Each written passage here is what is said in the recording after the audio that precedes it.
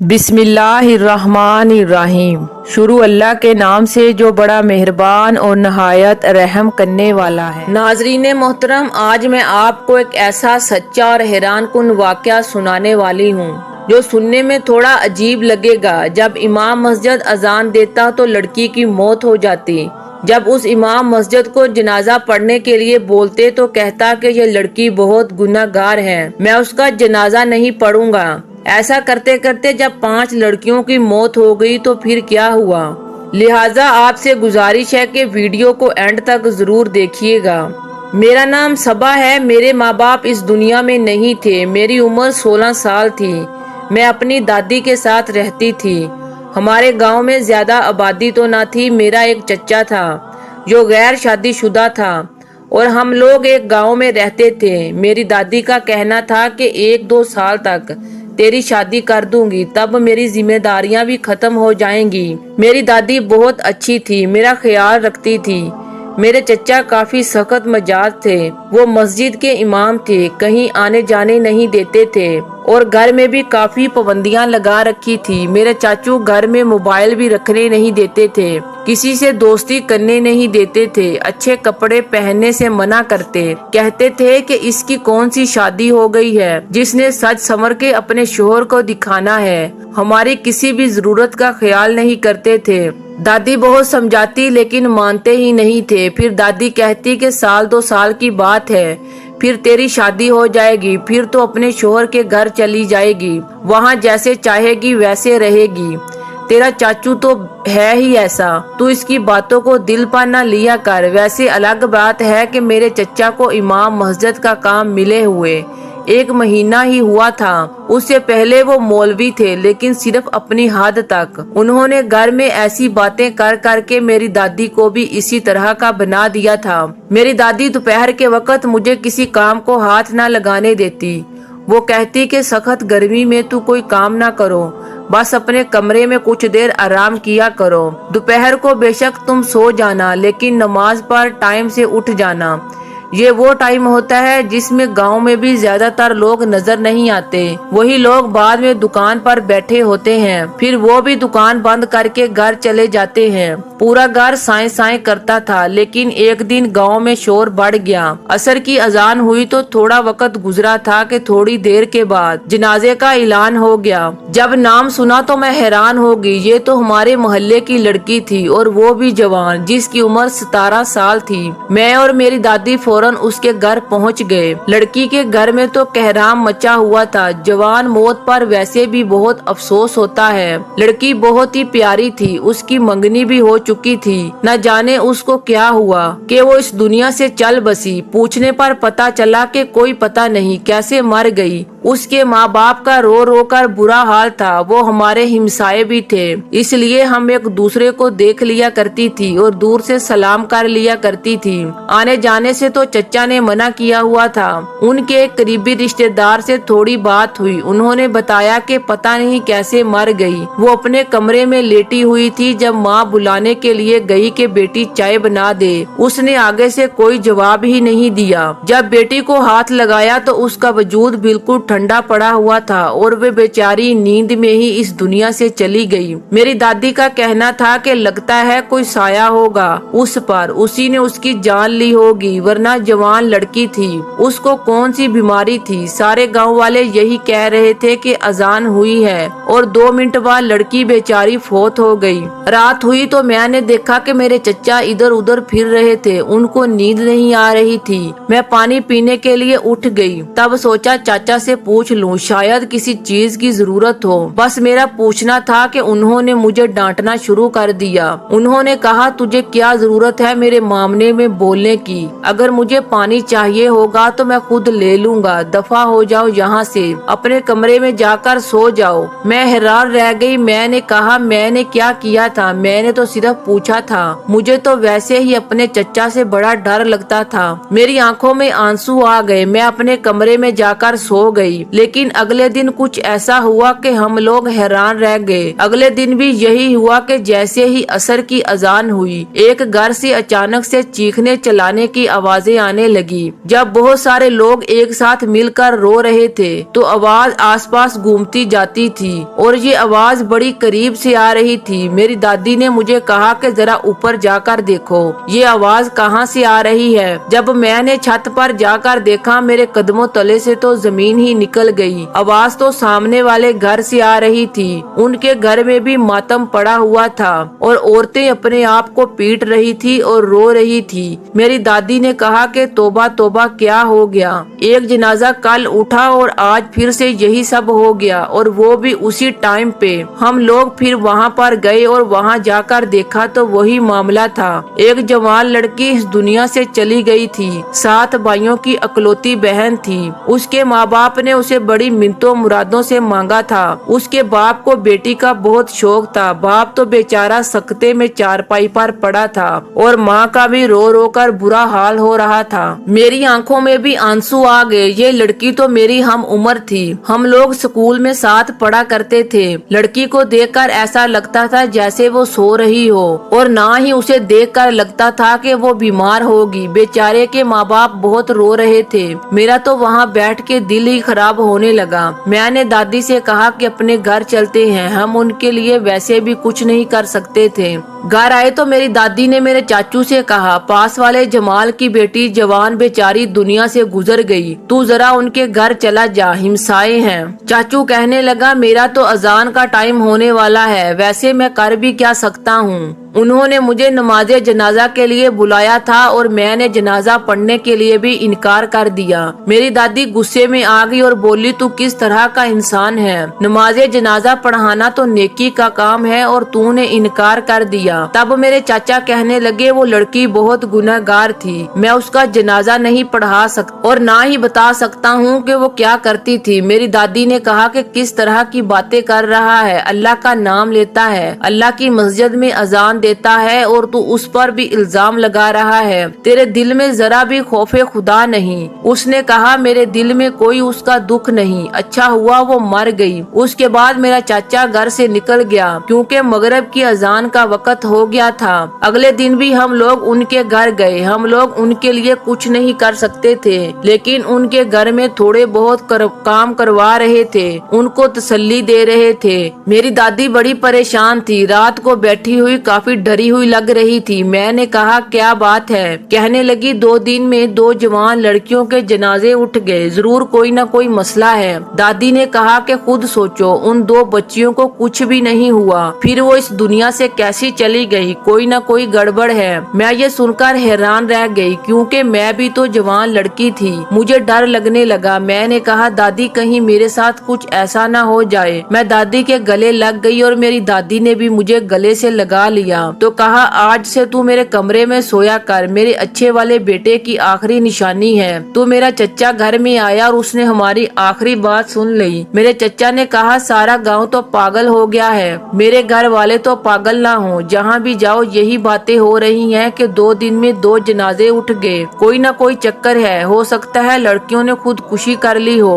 मेरी दादी ने कहा, एक लड़की तो 7 भाइयों की अकलौती बहन थी, सारे घर की लाडली थी, वो क्यों खुदकुशी करती, और दूसरी लड़की की शादी होने वाली थी, उसने खुदकुशी क्यों करनी थी। मेरे चचा ने कहा कि अम्मा तुझे नहीं पता आजकल की लड़कियां क्या करती हैं, आजकल वो हालात नहीं रहे कि लड़कियों को बाहर निकालेंगे तब ही बिगड़ जाएंगी, आजकल तो लड़कियों को घर के 4 दीवारी में भी रखो तब भी बिगड़ जाती हैं। जो फितना मोबाइल हाथ में आ गया है, सारी दुनिया उनके सामने आ जाती है और एक मोबाइल से कितना बड़ा गुनाह हो सकता है ये आपको पता ही नहीं है। मेरे चचा ने तो तकरीर शुरू कर दी। मेरी दादी ने कहा, मुझे कुछ नहीं पता, मुझे तो बस अपनी बच्ची की फिक्र है, उसको कुछ ना हो जाए। वैसे भी जो 2 लड़कियां इस दुनिया से गई हैं, वो आस पास के इलाके से थी। मेरे चचा ने कहा, अपनी सबा को कुछ नहीं होता और आप भी उसको ना डराएं। फिर मेरे चचा कहने लगे, जाओ तुम मेरे लिए खाना लेकर आओ। मैंने कहा कि लाइट गई हुई है, लाइट आ जाने दे,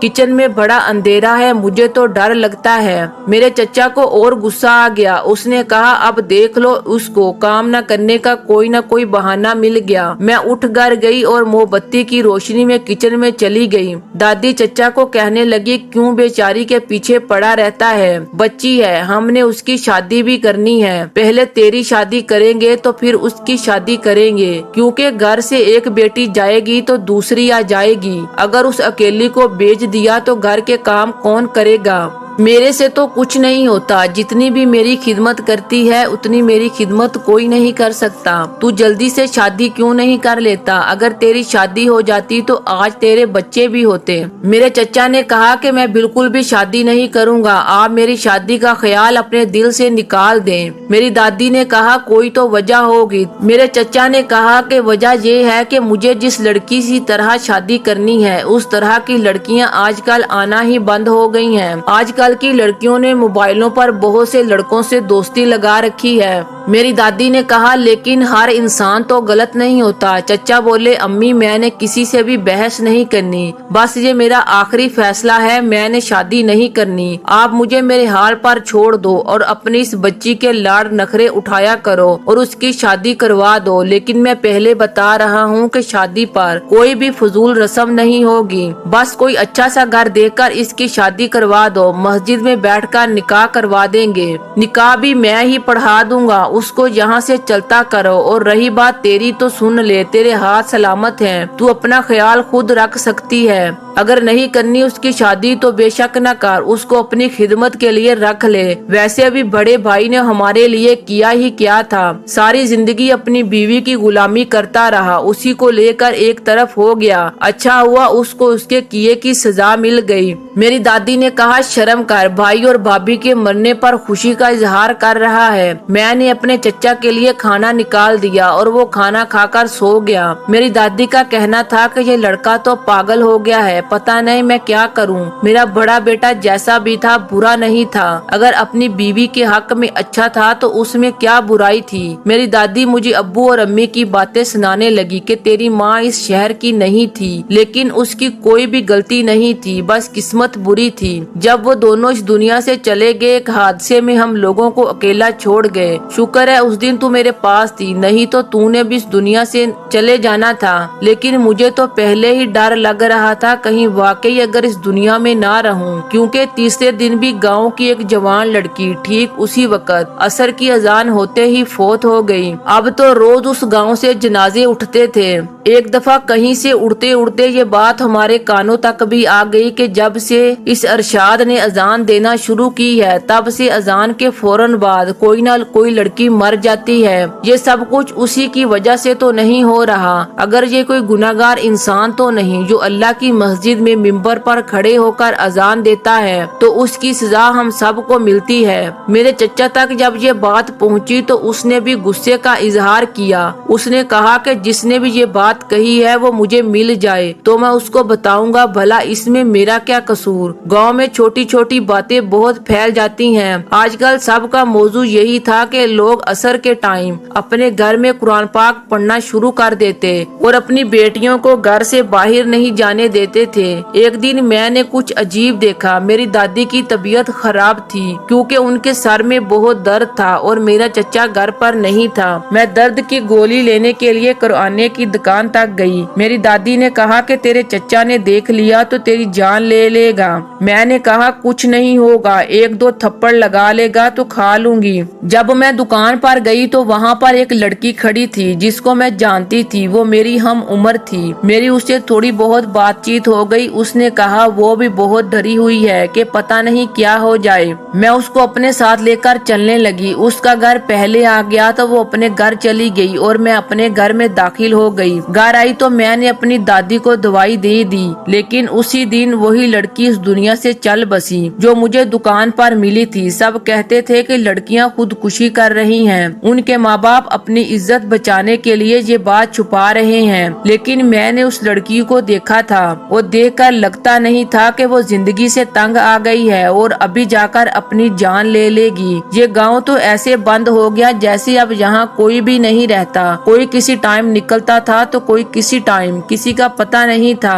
औरतें तो बिल्कुल ही घर से बाहर नहीं निकलती थी और क्योंकि जिंदगी तो अजाब बनकर रह गई थी, वो घर के अंदर पड़ी रहती। एक दिन मैंने अपने चचा को किसी से फोन पर बात करते हुए सुन लिया। वो घर में फोन नहीं रखते देता था, लेकिन उसके पास फोन था जिस पर वो दिन भर अजीब किस्म की खबरें सुनता रहता। बेटे ने माँ को मार दिया, बहन ने बाप को मार दिया, भाई ने बहन को मार दिया और न जाने क्या क्या। आज फोन पर किसी से कह रहा था कि फिक्र न करो, आहिस्ता आहिस्ता सारी गंदगी खत्म हो जाएगी। गांव वाले तो कहते हैं कि लड़कियां खुद अपनी जान दे रही हैं, इसलिए मुझे तो किसी से डरने की जरूरत नहीं और जो हो रहा है अच्छा ही हो रहा है। मेरा चाचू लड़कियों की मौत से बहुत खुश हो रहा था। मैंने बहुत सी लड़कियों को मरते हुए देखा था। मेरे माँ बाप तो इस दुनिया में नहीं थे, लेकिन जो जवान बच्चों के माँ बाप थे जो दिन रात रोते रहते थे, मैंने सोच लिया कि मैं अपने चचा का पीछा करूंगी और पता करूंगी कि ये क्या करता है। ये मेरे लिए बहुत मुश्किल था। मुझे तो घर के दरवाजे तक जाने की इजाजत नहीं थी।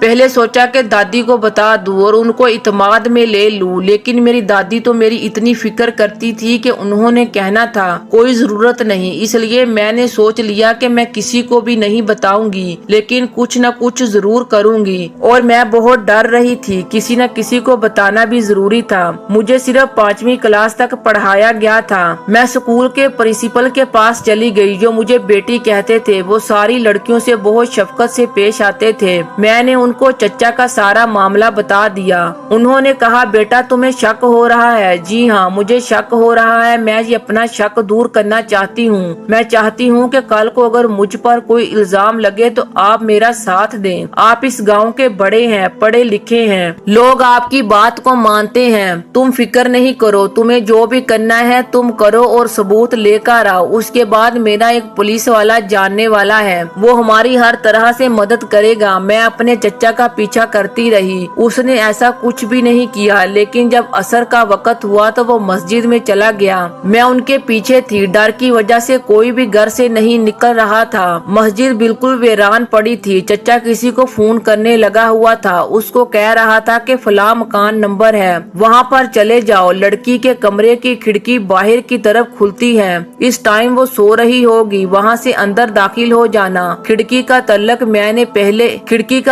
मैंने पहले ही तोड़ दिया है। तुम बस अपना काम करके वापिस आ जाना। उसके बाद चचा अजान देने की तैयारी करने लगे, वजू करने लगे। उसका मतलब ये है कि वो किसी और को, किसी लड़की को मरवाने वाला था। उसका मतलब ये कि वो किसी और से किसी लड़की को मरवाने वाला था। मैंने सुन लिया था। मैं उसे भागने लगी और रास्ते में प्रिंसिपल साहब को सब बता दिया। जब हम कमरे में पहुँचे तो सामने का मंजर देखकर हैरान रह गए। एक आदमी उस लड़की को मारने की कोशिश कर रहा था। उसका मारने का तरीका बड़ा ही अजीब था। कहते हैं कि इंसान की गर्दन पर एक रग होती है जो इंसान की गर्दन के पीछे की तरफ होती है। अगर उस पर जोर से वार किया जाए तो इंसान काफी घंटों के लिए बेहोश हो जाता है और अगर ज्यादा ही जोर से मारा जाए तो इंसान मर भी सकता है। ये कातिल इसी रग पर वार किया करता था और गांव में किसी को इस बात का इल्म नहीं था। और ये रग गर्दन के बिल्कुल पीछे होती है, जिस पर कोई ध्यान नहीं होता। हम वक्त से पहुंच गए और उस लड़की की जान बच गई। हमारे साथ एक पुलिस वाला भी था। उसने फौरन उस आदमी को पकड़ लिया और पुलिस के हवाले कर दिया।